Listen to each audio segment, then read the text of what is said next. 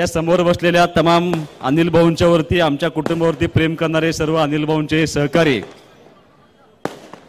आणि या निवडणुकीच्या निमित्तानं विधानसभेमध्ये शिवसेनेचा आमदार व्हावा या हेतूनं झटणारे सगळं ज्ञात अज्ञात हात या सर्वांचा आशीर्वाद घेण्यासाठी आम्ही प्रत्येक गावामध्ये या निमित्तानं पोहोचलो।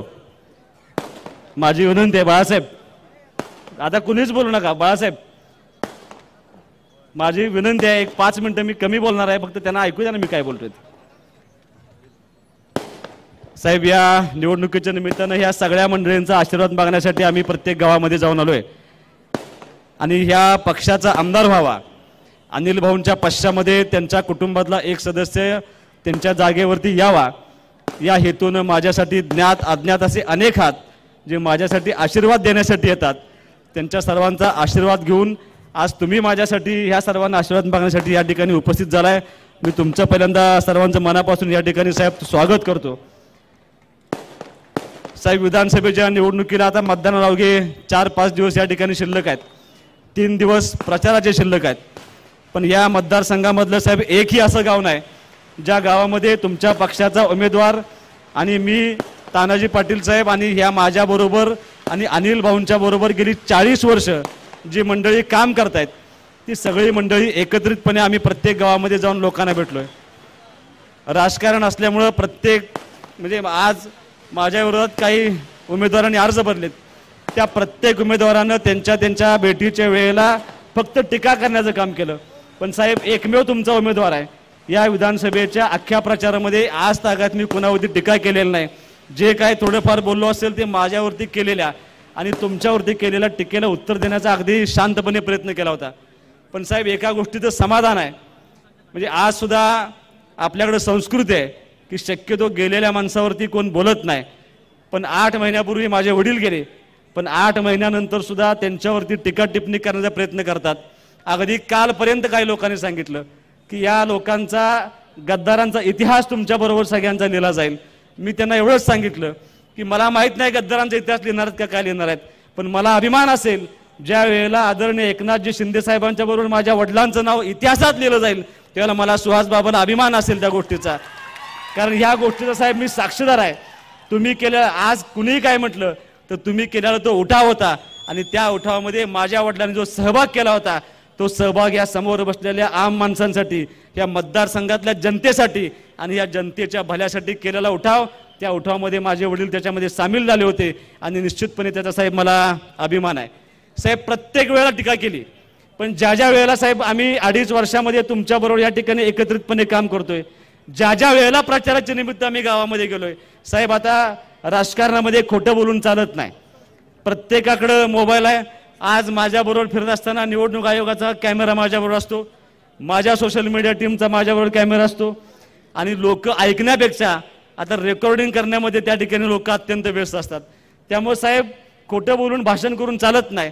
अशोक भाऊ, मी ज्या गावामध्ये प्रचार सभेला गेलोय त्या प्रत्येक गावामध्ये टेंबूच्या पाण्याबरोबर तुमच्या गावामध्ये अनिल भाऊंच्या माध्यमातून, शिंदे साहेबांच्या माध्यमातून, आमच्या माध्यमातून काय काम झालंय का, ते काम झालं असेल तर तुम्ही उठून सांगा असं मी जाहीर सांगायचो। त्या गावचा सरपंच, त्या गावचे प्रमुख नेते मंडळी उठून सांगायचे।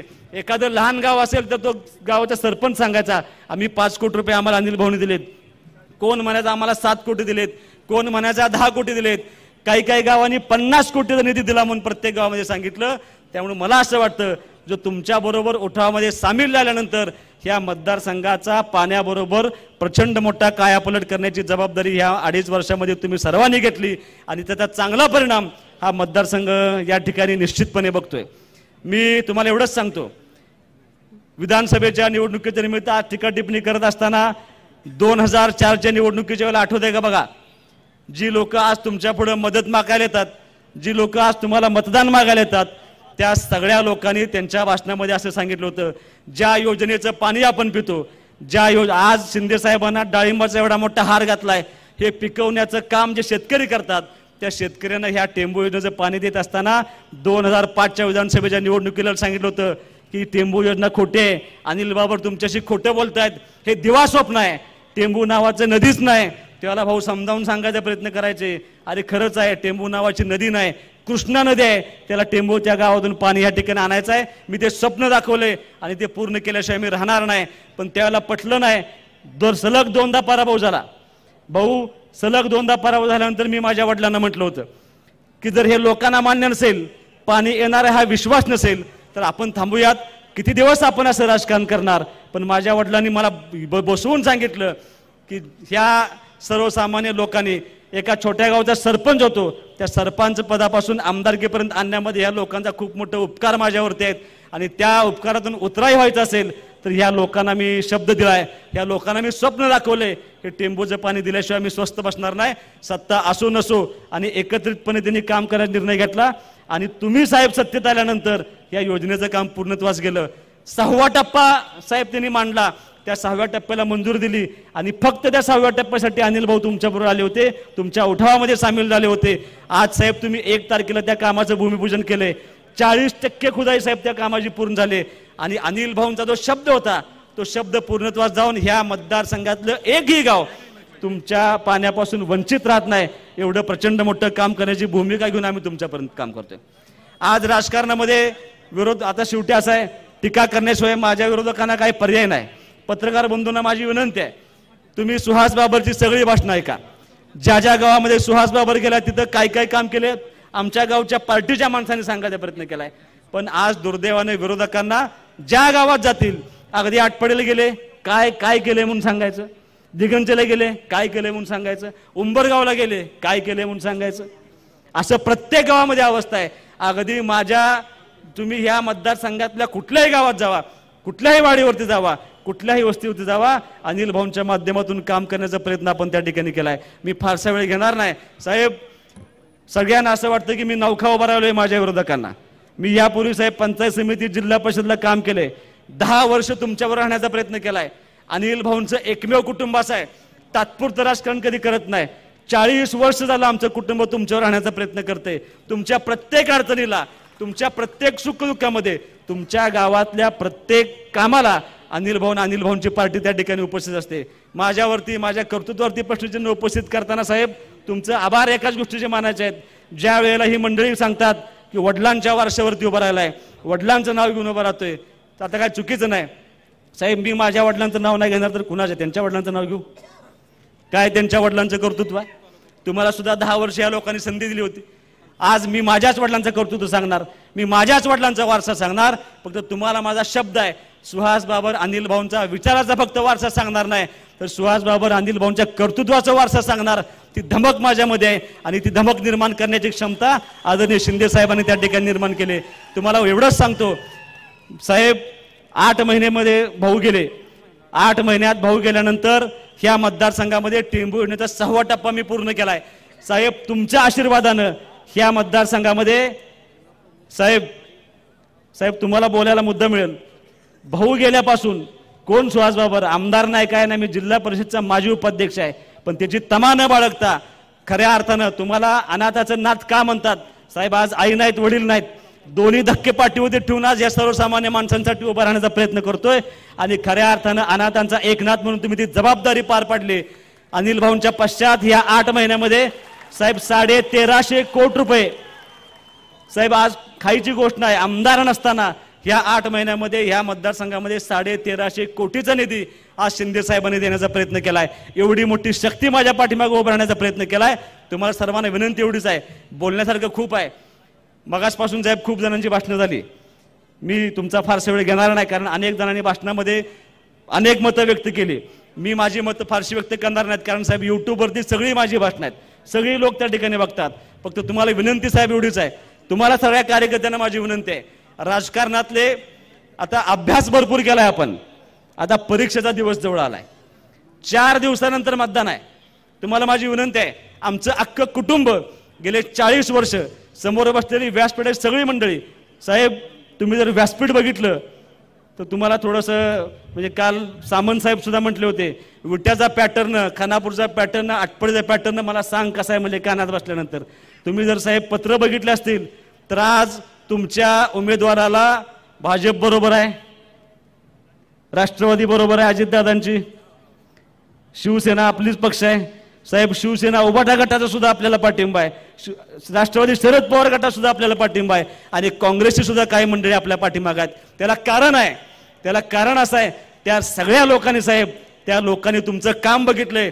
ह्या 8 महिन्यामध्ये, ह्या 5 वर्षामध्ये तुम्ही दिलेलं काम बघितलंय आणि ह्या उमेदवाराचा चेहरा बघितलाय. चांगला उमेदवार ह्या नात्याने ती सगळी मंडळी माझ्या पाठीमागे उभं राहण्याचा प्रयत्न केलाय. तुम्हाला एवढीच विनंती करतो, मी आता साहेबांच्या बाबतीत बोलण्यापेक्षा तुम्हाला कार्यकर्त्यांना माझी विनंती आहे. संपवलं साहेब, झालंच. मी तुम्हाला जाता एवढंच सांगतो, 3 दिवस अवधी आहे फक्त. राजकारणामध्ये एवढं गृहीत धरून चालत नसतं. तुम्हाला माझी विनंती आहे, कुणाला कमी लेखू नका. विरोधक तेवढाच तुल्यबळ आहे. हे गृहीत धरून ह्या अनिल भाऊंच्या कुटुंबासाठी आज आम्ही सगळं पचवून तुमच्या पुढे उभा आहे. अनिल भाऊंच्या कुटुंबासाठी तुम्हाला सर्वांना 3 दिवस डोळ्यात तेल घालून काम करावं लागेल. तुम्हाला माझी विनंती आहे, आपलं चिन्ह धनुष्यबाण आहे, 2 नंबरला आपलं बटन आहे. हे घराघरात पोचवून मतदान करून घेण्यापर्यंत तुमची जबाबदारी आहे. तुम्ही ती जबाबदारी पार पाडा. त्याच्यानंतर हा सुहास बाबर आयुष्यभर तुमच्यासाठी अत्यंत प्रामाणिकपणे, अत्यंत तळमळीनं आणि आयुष्यभर समर्पित भावनेनं काम करण्याची जबाबदारी तुमच्या पुढे या ठिकाणी व्यक्त करतो. साहेब, ज्याचा आता एवढीच विनंती आहे की माझा भाऊ इथं आहे, अध्यक्ष माझ्या मोठ्या भावाप्रमाणे आहेत. त्यांनी साहेब 30 वर्ष भाऊंच्यावर काम केले. आज सगळं सोडून ते माझ्या पाठीमागे ताकदीने उभा आहेत. आपल्याला भविष्यामध्ये त्यांना बरोबर ताकदीने घ्यावं लागेल. त्यांचा सुद्धा भविष्यामध्ये आपल्याला त्या ठिकाणी विचार करावा लागेल. ह्या सगळ्या गोष्टींचा तुम्ही विचार कराल आणि तुमच्या सर्वांना माझी तुम्हाला नम्र विनंती आहे, तुमच्या सर्वांचा आशीर्वाद माझ्या पाठीमागे उभा करावी अपेक्षा ठिकाणी व्यक्त करून थांबतो. जय हिंद, जय महाराष्ट्र. धन्यवाद. संकटात पाय रोवणी उभा राहतो जो बिंदास, गरीब दुबळ्यांच्या मदतीचा हात, तरुणाईला खंबीर साथ करतात जे महाराष्ट्राच्या जनतेच्या मनात वास, सारांच्या काळजात एकच नाद, बोला एकनाथजी शिंदे साहेबांचा, एकनाथजी शिंदे साहेबांचा. आणि आपल्या महाराष्ट्रातील लाखो बहिणींचा लाडका भाऊ, महाराष्ट्राची शान, कृतिशील गतिशील नेतृत्व, शेतकरी पुत्र, भूमिपुत्र आणि आपल्या महाराष्ट्राचे लाडके सन्माननीय मुख्यमंत्री एकनाथजी शिंदे साहेब यांना मी विनंती करते. छत्रपती शिवाजी महाराज की जय. भवानी. आज खानापूरच्या या जाहीर सभेला उपस्थित सर्व मान्यवर, सुहास भैया आहेत, आपले अध्यक्ष आहेत, महायुतीचे सर्व पदाधिकारी आहेत आणि आपण सर्वजण मोठ्या संख्येने उपस्थित आहात. पण ही सभेला उपस्थित राहताना एक कमी आपल्यामध्ये जाणवती आहे. आपले सहकारी अनिल बाबर आपल्यामध्ये नाहीत. हे दुःख आणि खंत जी आहे, ही वेदना आहे, मनाला चटका लावून जाणारी घटना आपल्या कुणाच्याही ध्यानीमनी नसताना घडली.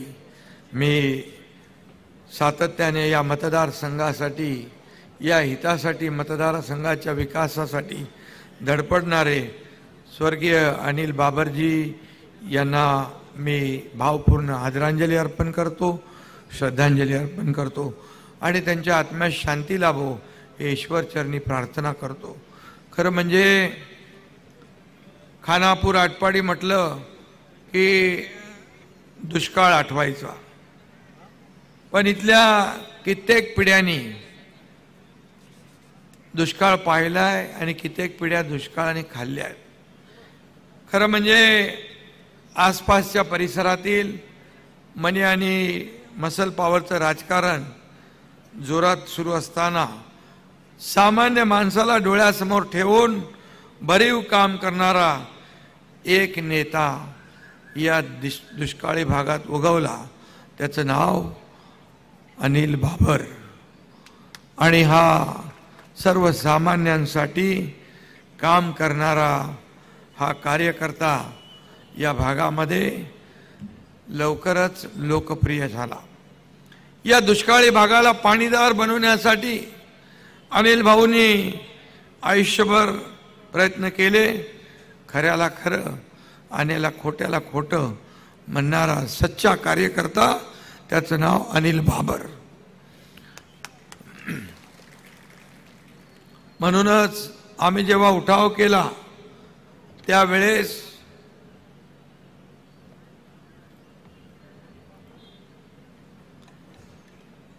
तेव्हा त्यांनी आम्हाला साथ दिली, खांद्याला खांदा लाव माझ्याबरोबर उभे राहिले. आणि त्यांनी मला सांगितलं की या ठिकाणी टेंबू योजना झाली पाहिजे, पूर्णत्वास गेली पाहिजे. आणि त्यासाठी त्यांनी सर्व राजकारण बाजूला ठेवलं, राजकारण विरहित काम केलं, सर्वांना सोबत घेऊन जाण्याची भूमिका त्यांनी ठेवली, श्रेयवादाची भूमिका बाजूला ठेवली. आणि त्यांनी कामाला सुरुवात केली आणि 4 वेळा ते आमदार झाले. 4 वेळा सलग तुम्ही त्यांना आमदार बनवून पाठवलं, त्यासाठी एक आदर्श आमदार तुम्ही निवडला, यासाठी तुमचं मनापासून मी अभिनंदन करतो, मनापासून आपल्याला धन्यवाद देतो. आता सुहास भैयांना आशीर्वाद हीच खरी अनिल भाऊंना श्रद्धांजली ठरेल. आणि म्हणून माझी विनंती आहे, हा मतदारसंघ इथल्या समस्यांची चर्चा आणि इथली कामं ऐकतच सुहास बाबर मोठे झाले. त्यांना या मतदारसंघाच्या अडचणी माहीत आहेत, इथले प्रश्न त्यांना माहीत आहे आणि त्याची उत्तरही त्यांना माहीत आहे. आणि म्हणून अनिल भाऊंचा जनसेवेचा वारसा आता सुहास पुढे नेत आहे. आणि त्यांच्यासोबत त्यांचे बंधू आहेत, त्यांचे मी काय म्हणू, किंग मेकर म्हणू अध्यक्षांना,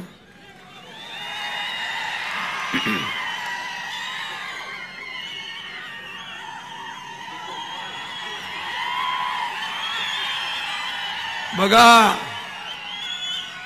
जीवाला जीव देणारा अनिल बाबर यांचा सहकारी.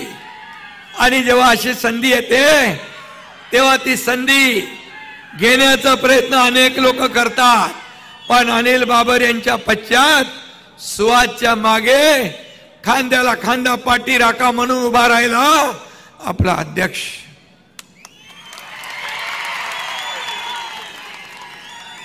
अध्यक्षांचं मी मनापासून अभिनंदन करतो. अशी माणसं दुर्मिळ असतात, अशी माणसं भेटत नाही. आणि म्हणून मी त्यांनाही मनापासून धन्यवाद देतो. खरं म्हणजे या मगाशी आपण सांगितलं, मी पाहिलं, अनिल बाबर यांच्यावर प्रेम करणारा एवढा मोठा वर्ग आहे. फक्त इथं आटपाडी खानापूरमध्ये नाही, पूर्ण महाराष्ट्रामध्ये, पूर्ण देशभरात. मी गुजरातमध्ये गेलो, राजस्थानमध्ये गेलो, तिकडे हे आपले लोक बोले अनिल बाबरचे कार्यकर्ते. आणि एकदा मी जम्मू काश्मीरमध्ये गेलो, लाल चौकात गेलो, तिथं पूर्वी फटाके फुटायचे, फटाके म्हणजे बॉम्ब फुटायचे, बॉम्ब गोळ्या निघायच्या फटाफट. 370 कलम हटवल्यामुळे आता तिकडे तिरंगा झेंडा फडकतो, तिथं गणपती साजरा होतो. तिथं अनिल बाबरांची माणसं मला मिळाली. कुठं? काश्मीरमध्ये लाल चौकात. म्हणजे अनिल बाबर यांचा जिव्हाळा आणि गोतावळा संपूर्ण देशभरामध्ये पसरला आहे. असा लोकप्रिय माणूस तुम्ही निवडून दिला, हे तुमचं मोठेपण आहे. आणि तुम्ही नशीबवान आहात. एक साधा, सच्चा, कमी बोलणारा, जास्त काम करणारा असा आमदार तुम्ही दिला. याबद्दल मी तुम्हाला मनापासून धन्यवाद देतो. आज किती कामं केली मला माहीत नाही, किती निधी आणला मला माहीत नाही, परंतु माझ्याकडे जेव्हा जेव्हा ते आले तेव्हा तेव्हा स्वतःचं वैयक्तिक काम कधी घेऊन नाही आले. मतदारसंघाचंच काम घेऊन आले. मतदारसंघात हे पाहिजे ते पाहिजे. तुम्हाला सांगतो, टेंबू योजना 6व्या टप्प्याला मंजुरी पाहिजे. नागपूरमध्ये अधिवेशन चालू होतं, आमची कॅबिनेट चालू होती, त्यांची तब्येत खराब होती, तरी सुद्धा ते बाहेर बसून राहिले आणि जोपर्यंत टेंबूला मान्यता मिळत नाही तोपर्यंत तिथून हटले नाहीत असा हा लोकप्रतिनिधी. आणि 8 महिन्यात 1350 कोटी रुपयाचा निधी त्यांनी मिळवून आणला. 1350 कोटी. त्याचबरोबर शहरासाठी 225 कोटी. त्याचबरोबर भुयारी गटारसाठी 228 कोटी. अशी किती कामं आहेत. मला वाटतं हजारो कोटी रुपये 2.5 वर्षात. पूर्वीच्या 2.5 वर्षामध्ये कुठल्याही आमदाराला पैसे मिळाले नाही. 8 महिन्यात 1350 कोटी रुपये. आणि मला याचा अभिमान आहे की मुख्यमंत्री म्हणून मला हे देता आलं. आज मी सांगतो, आज त्यांची धडपड पाहिली होती.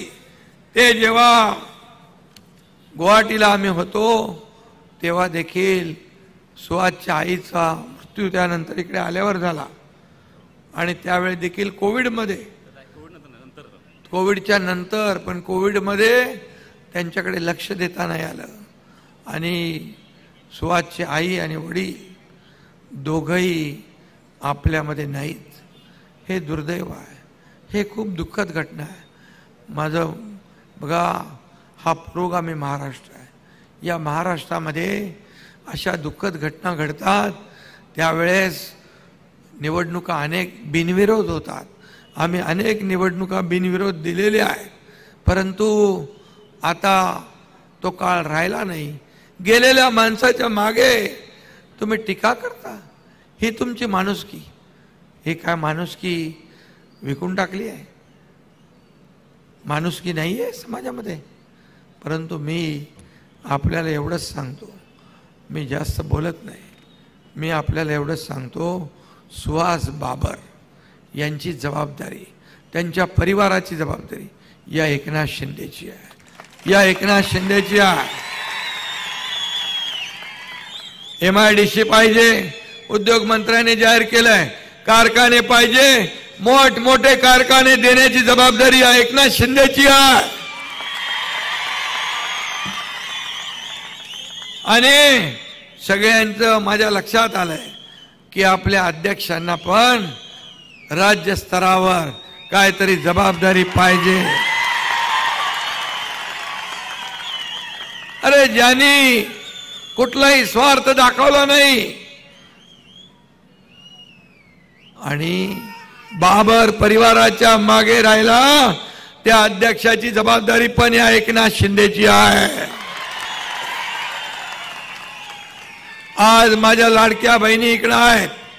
लाडक्या बहिणींच्या खात्यात किती लोकांच्या पैसे गेले? किती लोकांच्या खात्यात पैसे गेले लाडक्या बहिणींच्या? लाडक्या बहिणीला पण या सावत्र भावानी विरोध केला. या लाडक्या बहिणीला बदनाम केलं. लाडकी बहीण, खोटी योजना, फसवी योजना. कोर्टात गेले बंद करायला. कोर्टाने त्यांना एक चपराक दिली लावून, दुसऱ्या कोर्टात गेलेत. माझं तुम्हाला एवढंच म्हणणं आहे, माझ्या लाडक्या बहिणींना, ज्यांनी या तुमच्या योजनेमध्ये खोडा घातलाय त्यांना योग्य वेळेला जोडा दाखवल्याशिवाय तुम्ही राहू नका. अरे 1,500 रुपये म्हणाले काय विकत घेताय? लाच घेताय? भीक देताय? काय वाटेल ते तोंडाला तुम्ही बोलताय. पण या माझ्या लाडक्या बहिणी, तुम्हाला एकच सांगतो, हा तुमचा लाडका भाऊ तुम्हाला 1,500वर ठेवणार नाही म्हणालाय. तुम्ही जशी ताकद आशीर्वाद द्याल ही वाढत जाईल. आणि माझ्या लाडक्या बहिणींना आम्हाला लखपती झालेलं बघायचंय, लखपती.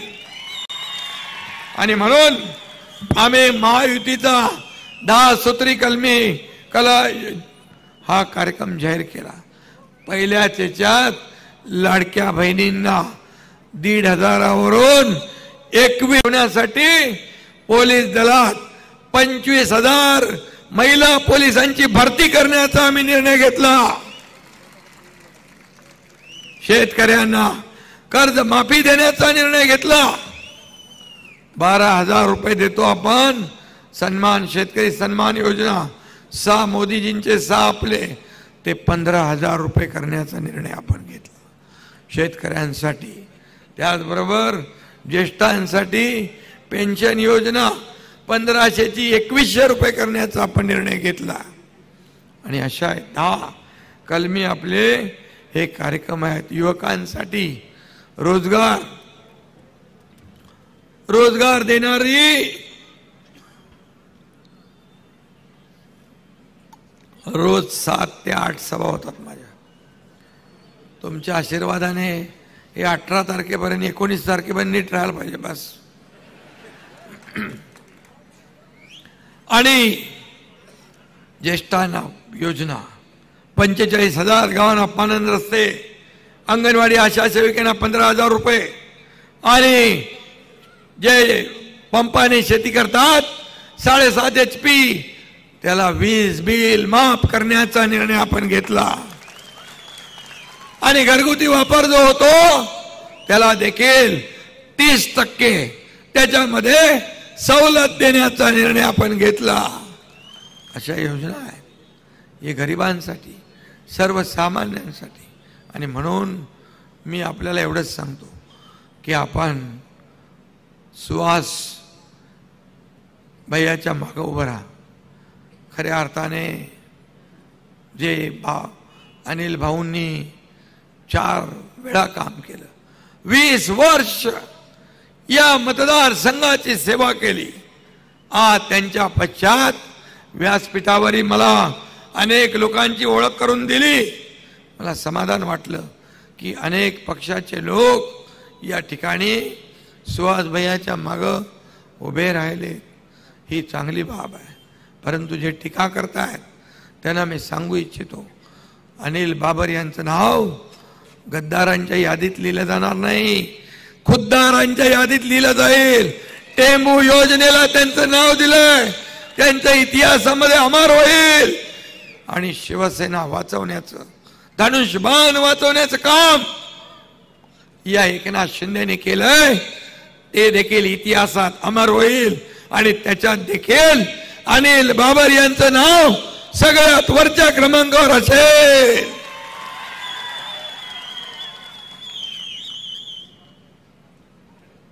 बेईमानी आणि विश्वासघात कोणी केला मी त्याच्यावर बोलत नाही, परंतु या जनतेच्या मनातलं सरकार यावं म्हणून सगळ्यांनी मॅन्डेट दिलं, मतदान केलं, परंतु चुकीचं सरकार स्थापन झालं.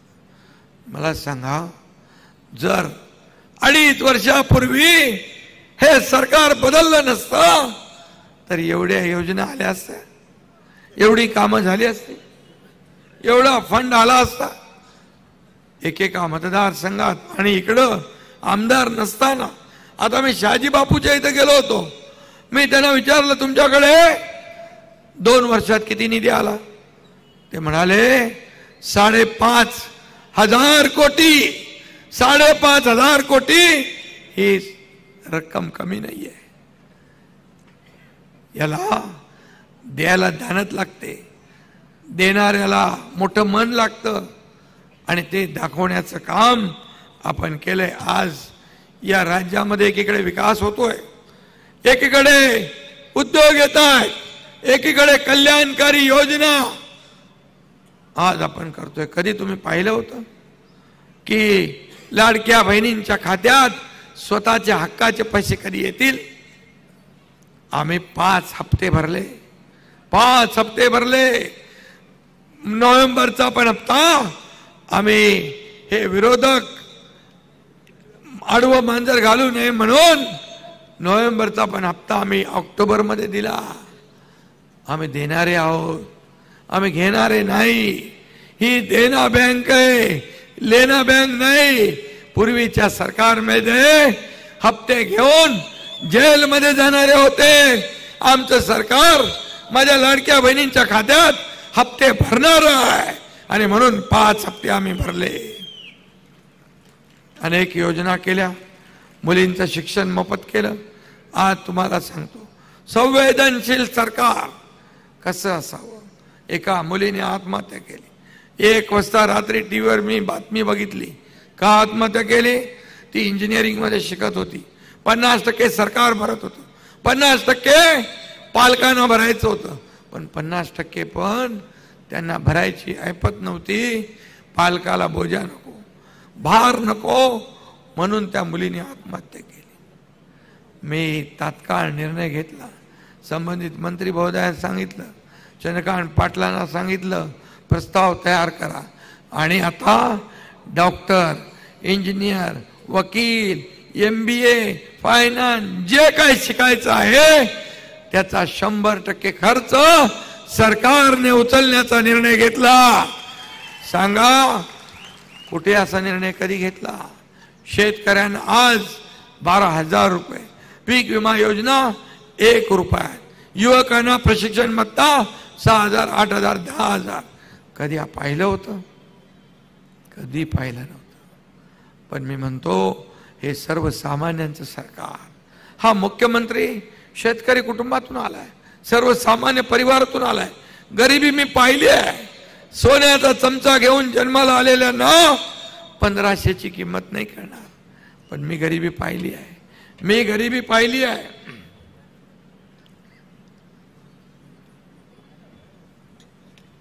आमचा टाइम झालाय ते सांगायला आलाय, कारण ते हेलिकॉप्टर संध्याकाळी उडत नाही. इथून मला पुरंदरला जायचं, पुरंदरमधून पुण्यात जायचं, आणि म्हणून गरिबी मी पाहिली आहे. माझी आई कसं घर चालवायची पाहिली आहे. आणि म्हणून मला जेव्हा अधिकार प्राप्त होतील तेव्हा योजना सुरू करणार असं मनाची निश्चय खुणगाड बांधली. माझ्या दोन्ही उपमुख्यमंत्र्यांना, देवेंद्रजींना, अजितदादांना सोबत घेऊन या सर्व कल्याणकारी योजना सुरू केल्या. माझ्या लाडक्या बहिणींना आणि भावांना मला एकच सांगायचं आहे, माझं एकच काम करा. तुम्ही गेल्यानंतर जे इथं सभेत नाहीत त्यांना एवढंच सांगा. सांगाल का? माझं एक काम कराल? त्यांना एवढंच सांगा, लाडकी बहीण योजना, लाडका भाऊ योजना, लाडका शेतकरी योजना, लाडका ज्येष्ठ योजना, लाडकी मुलगीचं शिक्षण योजना, या आम्ही जाऊन आमच्या लाडक्या भावाला एकनाथ शिंदेला भेटलो. यापैकी कुठलीही योजना कोणी माईकाला आला तरी बंद पडू देणार नाही, हा शब्द मी तुम्हाला देतो. आणि हे फक्त माझ्या बाकी लोकांना तुम्ही सांगा. आणि येणाऱ्या आपल्याला माहित आहे, अनिल बाबर यांची मेहनत, त्यांचे कष्ट, या मतदारसंघावर असलेलं प्रेम व्यक्त करण्यासाठी तुम्ही 20 तारखेला सुहास बाबर यांची निशाणी धनुष्यबाण, धनुष्यबाणासमोरचं बटन दाबून सुहास बाबर यांना विजय करा. हीच खरी श्रद्धांजली अनिल बाबरांना ठरेल, हा एवढा विश्वास मी व्यक्त करतो.